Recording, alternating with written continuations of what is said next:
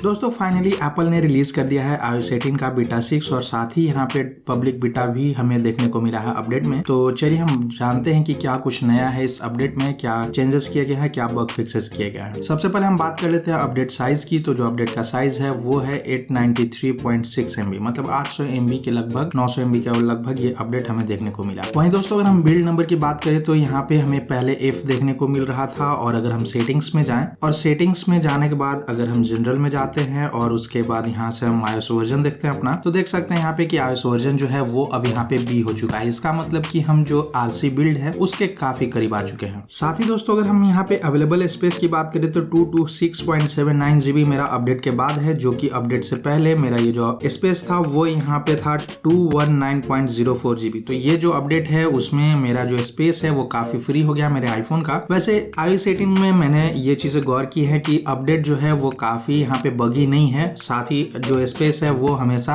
हर update में free होते गया है थोड़ा थोड़ा। मॉडेम फर्मवेयर की बात करें तो 3.02.06 पहले था और अब अपडेट के बाद अगर देखें तो 3.02.08 है। इसका मतलब कि कनेक्टिविटी हमें अच्छे देखने को मिलेगा। यहाँ पे ब्लूटूथ, वाईफाई, इंटरनेट वगैरह सारा कुछ अच्छा यहाँ पे वर्क करने वाला है। और क्या चेंजेस हैं चलिए उसके बारे में जान लेते हैं हम। साथ ही दोस्तों एक और चीज मैं आपको बता दूं कि अगर आपने पब्लिक बीटा को यहाँ पे इंस्टॉल करके रखा हुआ है तो उसमें भी आपको ये अपडेट देखने को मिलेगा, और जो भी चीजें इसमें है वही आपको पब्लिक बीटा में भी देखने को मिल सकता है या फिर मिलेगा ही, क्योंकि जो अपडेट है वो दोनों का सेम होने वाला है यहाँ पे। साथ ही एक और चीज यहाँ पे एप्पल ने नया इंट्रोड्यूस किया, जो कि एप्पल की हिस्ट्री में पहली बार मैंने देखा है कि पब्लिक बीटा और डेवलपर बीटा दोनों एक दिन अपडेट यहाँ पे मिले हैं। हालांकि पहले जो होता था वो डेवलपर बीटा पहले आता था और उसके एक दिन बाद हमें पब्लिक बीटा देखने को मिलता था। तो चलिए दोस्तों हम बात करते हैं चेंज के बारे में। तो चेंज की अगर हम बात करें तो यहाँ पे मुझे कस्टमाइजेशन में एक चीज देखने को मिली, जो कि यहाँ पे कस्टमाइज में आप जाते हैं और कस्टमाइज में जाने के बाद जैसे यहाँ टिंटेड पे आप जाते हैं तो ये जो वॉलपेपर बेस्ड यहाँ पे टिंटेड कलर्स है वो आपको देखने को मिल जाएंगे। यानी कि जैसे वॉलपेपर होगा उसके हिसाब से यहाँ पे आपका जो टिंट है वो खुद ब खुद चेंज हो जाएगा। इसके अलावा अगर आप मल्टीपल यहाँ पे वॉलपेपर्स रखते हैं तो मल्टीपल वॉलपेपर्स के हिसाब से ये वर्क करने वाला है। मतलब कि यहाँ पे जो वॉलपेपर सिंकिंग है वो यहाँ पे दिया गया है।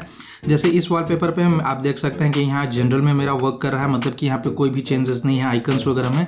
लेकिन वहीं अगर मैं वॉलपेपर को चेंज करूँ और चेंज करने के बाद दूसरे वॉलपेपर्स पे जाऊँ जिसमें मैंने चेंज किया हुआ है, तो आप देख सकते हैं आइकन्स वगैरह यहाँ पे खुद ब खुद चेंज हो गया। तो ये कस्टमाइजेशन को लेके मुझे एक अच्छा चीज देखने को मिला कि जैसे अगर वॉलपेपर आप करेंगे तो हर एक मूड के लिए आप अलग यहाँ पे कस्टमाइजेशन कर सकते हो। स्क्रीन की, ऐप आइकन्स की, और साथ ही साथ यहाँ पे वॉलपेपर की भी अलग आप एक मूड के हिसाब से कस्टमाइजेशन कर पाएंगे। साथ ही अगर दोस्तों हम बात करें यहाँ पे और चेंजेस की, तो अगर आप यहाँ पे कस्टमाइज में जाते हैं और उसके बाद फिर डार्क मोड में जाते हैं तो डार्क मोड में जाने के बाद आप देख सकते हैं कि बहुत सारे जो एप्लीकेशंस हैं वो ऑलमोस्ट 90% एप्लीकेशंस यहाँ पे डार्क मोड में चेंज हो चुके हैं। हालांकि कुछ चीजें हैं जो कि डार्क में अभी नहीं हुई है चेंज, जैसे कि आप यहाँ पे जीबोर्ड देख सकते हैं। जीबोर्ड में कोई चेंजेस देखने को हमें नहीं मिला है, लेकिन ऑलमोस्ट जितने भी एप्लीकेशंस हैं उसमें हमें ये चीज देखने को मिला, जिसमें कि आप देख सकते हैं कि ऐप की आइकन्स जो है वो चेंज कर दी गई है। हो सकता है कि नियर फ्यूचर में ये जो चेंजेस हैं वो एप्पल पुश करे और जितने भी एप्लीकेशंस हैं वो यहाँ पे डार्क मोड इनेबल्ड हो जाए। इसके अलावा दोस्तों एक और चीज मैंने गौर किया यहाँ पे फोटोज में, जैसे मैंने फोटोज को ओपन किया तो फोटोज ओपन करने के बाद कुछ नया यहाँ पे स्प्लैश स्क्रीन देखने को मिला यहाँ पे मुझे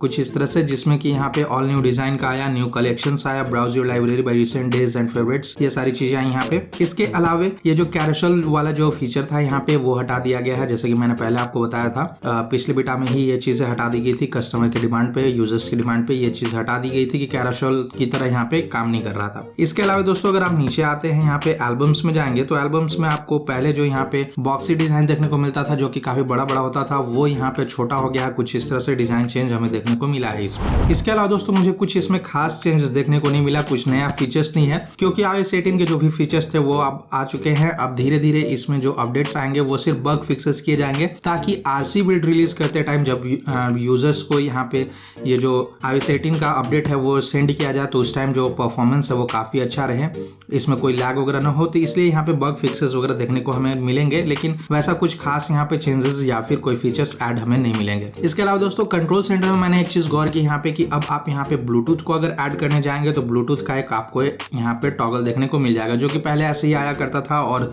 पिछले बेटा में रिमूव कर दिया गया था। वो चीजें है यहाँ पे, वो आपको यहाँ पे अब आसानी से ब्लूटूथ का टॉगल ऐड कर पाएंगे। हालांकि ब्लूटूथ टर्न ऑन ऑफ यहाँ पे करेंगे तो इसमें ये वर्क करता है या नहीं ये तो देखना काफी दिलचस्प होगा, क्योंकि बहुत सारे लोगों का ये जो फीचर है वो वर्क नहीं कर रहा। जैसे मैंने ब्लूटूथ यहाँ पे डिसेबल किया तो ये ब्लूटूथ यहाँ पे सिर्फ ऑफ कर देता है, मतलब ब्लूटूथ के जो डिवाइस है वो डिस्कनेक्ट कर देता है, ब्लूटूथ को को कम्प्लीटली ऑफ नहीं करता है। अभी मैंने यहाँ पे ब्लूटूथ ऑफ किया हुआ है। अब मैं सेटिंग्स में जाऊँगा। सेटिंग्स में जाने के बाद भी आप देखेंगे कि ये जो ब्लूटूथ है वो इनेबल है, लेकिन यहाँ पे मैंने इसे डिसेबल करके रखा हुआ है, फिर भी यहाँ पे ब्लूटूथ ऑन है। तो इसका मतलब ये जो कनेक्शन है वो सिर्फ यहाँ पे ऑफ करेगा, कंप्लीटली ब्लूटूथ को आपके डिवाइस में ये ऑफ नहीं कर रहा है। इसके अलावा दोस्तों ऐड कंट्रोल में मैंने एक और चीज यहाँ पे गौर किया, कैप्चर में आपको कैमरा, स्कैन कोड, मैग्नीफायर ये सब देखने को मिल जाता है, नया चीज। और वैसा कोई चेंज नहीं है, बाकी सारे फीचर्स वैसे ही हैं, सारे ऑप्शंस वैसे के वैसे ही हैं। दोस्तों अगर हम बात करें मैसेजेस की, तो अगर आप सेटिंग्स में जाएंगे और मैसेजेस ऐप्स में आएंगे उसकी सेटिंग्स में, तो आप देख सकते हैं यहाँ पे RCS का कोई सपोर्ट हमें अभी भी देखने को नहीं मिला है। इसका मतलब ये है कि RCS का सपोर्ट इंडिया में अभी भी इनेबल नहीं किया गया है। हो सकता है ये कैरियर बेस्ड है, तो जो कैरियर कंपनी है जैसे आपका